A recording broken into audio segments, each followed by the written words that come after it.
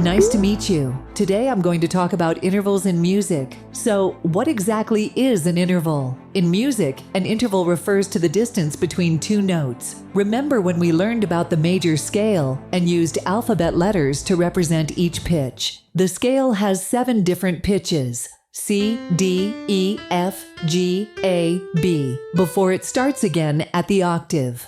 Now, let's talk about the intervals between these consecutive notes. We follow a pattern of whole steps, W, and half steps, H, W, W, H, W, W, W, H.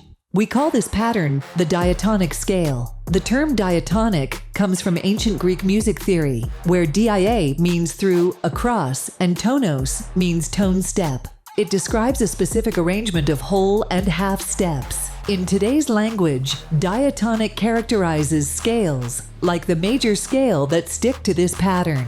Now, instead of using letters, let's express these pitches with numbers, known as scale degrees. The first note is always 1, the second note is 2, and so on.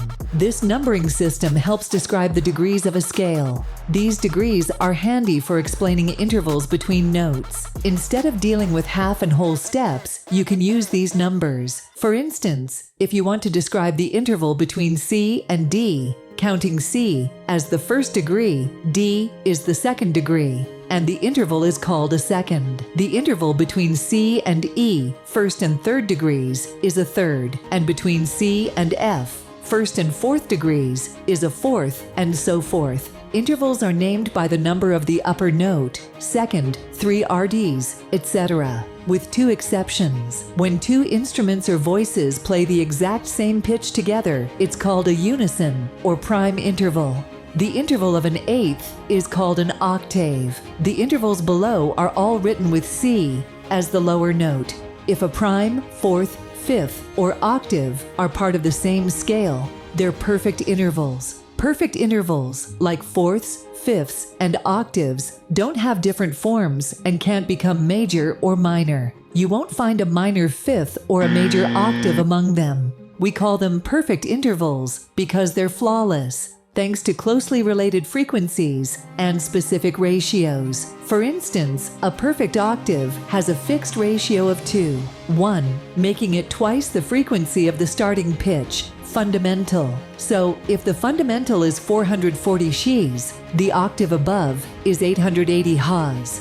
A perfect fifth has a 3:2 ratio, and a perfect fourth has a 4:3 ratio. Other musical intervals have more complex ratios, making them less perfect. A major third, for example, has a ratio of 5:4, not as simple or perfect as 2:1.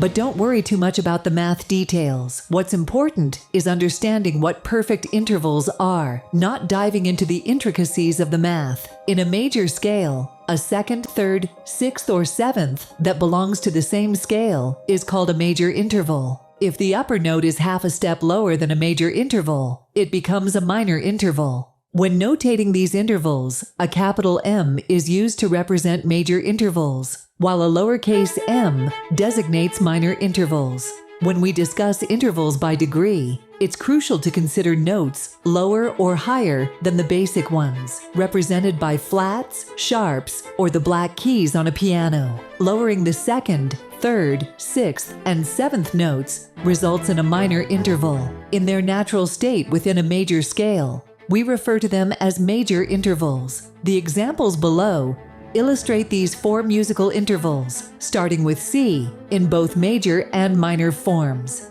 Now, we know that perfect intervals aren't categorized as major or minor, but that doesn't mean they can't be altered. You can still raise or lower fourths and fifths, yet the result isn't called major or minor. Sharpening a perfect interval, known as an augmented interval, happens when the upper note is raised by half a step, distinguishing it from major or perfect intervals. Flattening a perfect interval is termed a diminished interval, not a minor interval. If the upper note is half a step lower than a minor or perfect interval, it's called a diminished interval. So don't refer to the altered intervals as major or minor, just call them diminished or augmented. For example, with C as the root, F, is a perfect fourth away. If you raise F by a half step, the resulting note, F sharp, is an augmented fourth above the root. Similarly, G is a perfect fifth above C. When you flatten G, the resulting note, G flat, is a diminished fifth above the tonic root. Here are the essential augmented and diminished intervals, with C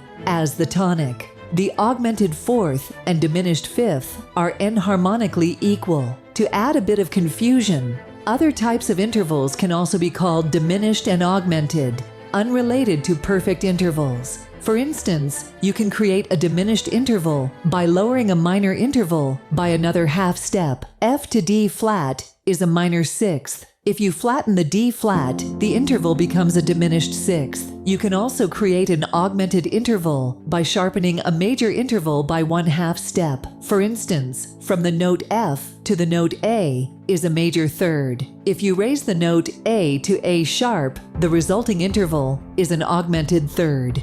You don't have to stop counting intervals at the octave. Beyond the octave, there are more musical intervals like ninths, tenths, elevenths, and so on, often used in jazz and blues music. Intervals spanning more than one octave are called compound intervals, combining an octave, 8, with a smaller interval to create a larger one. For instance, a ninth is an octave and a second, while an 11th is an octave and a fourth, and it continues.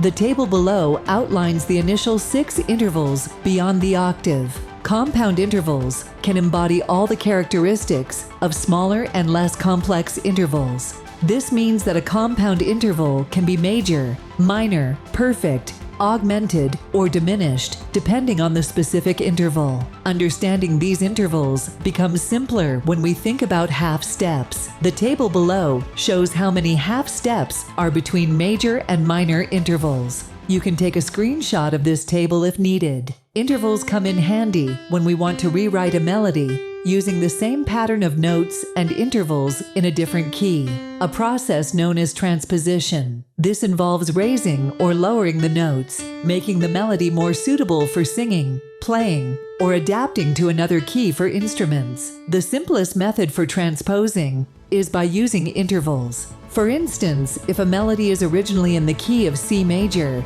and you want to transpose it to D major, you would rewrite all the notes a major second higher. With that, we conclude today's tutorial. Let's wrap up by solving some problems. Feel free to pause the video. Name the intervals indicated.